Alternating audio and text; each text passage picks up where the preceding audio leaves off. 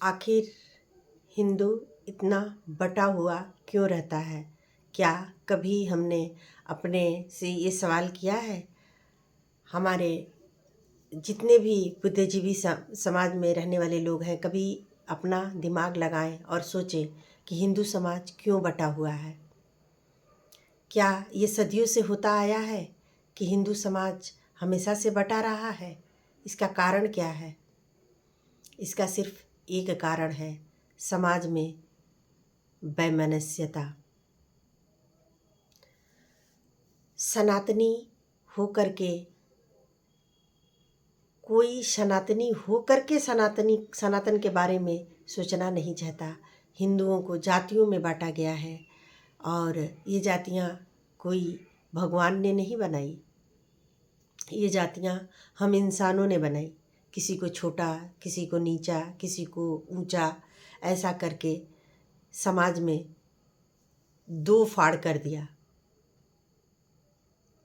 सबकी अपनी अपनी लगी है। हम ब्राह्मण हैं, हम क्षत्रिय हैं, हम वैश्य हैं, हम शूद्र हैं। सबको अपना अपना घमंड है। अगर हम सिर्फ और सिर्फ सनातन हैं, सिर्फ सनातनी हैं, अगर ऐसा सोचते हैं तो समाज में कभी कोई भी दो फाड़ नहीं होगा। और अगर हम रोज़ चिल्लाएं हिंदू एक हो जाएं, हम सनातनी हैं, हम एक हो जाएं, नहीं हो सकते। इसका कारण है समाज में भेदभाव, और वो भेदभाव बहुत ऊंचे लेवल तक है।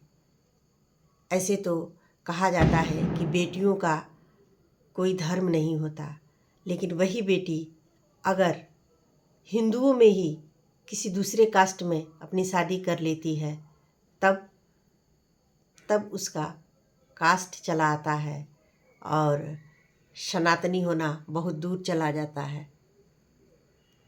घर के ही लोग विरोध करना शुरू कर देते हैं, समाज तो करेगा ही।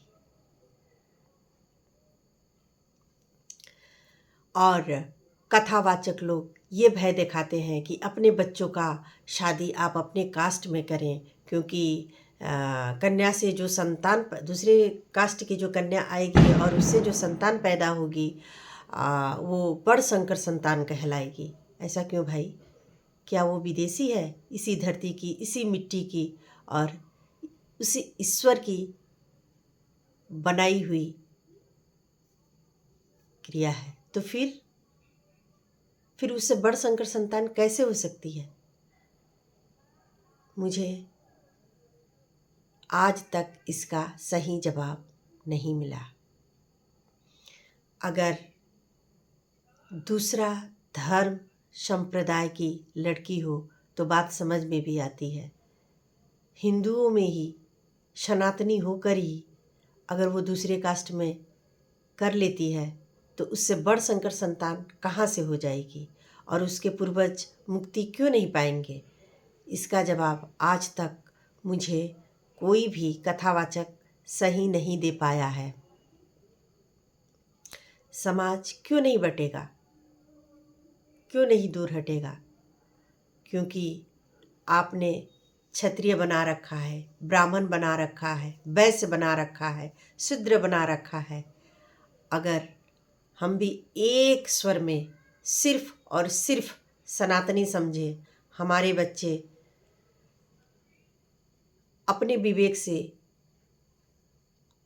ऐसी कन्या का वर्णन करें जो उनके योग्य हो, चाहे वो किसी भी कास्ट की हो, सिर्फ सनातनी होनी चाहिए। और हमारे समाज के लिए ये सही भी है। आप क्या कहते हैं मेरे भाइयों? कमेंट करके बताना।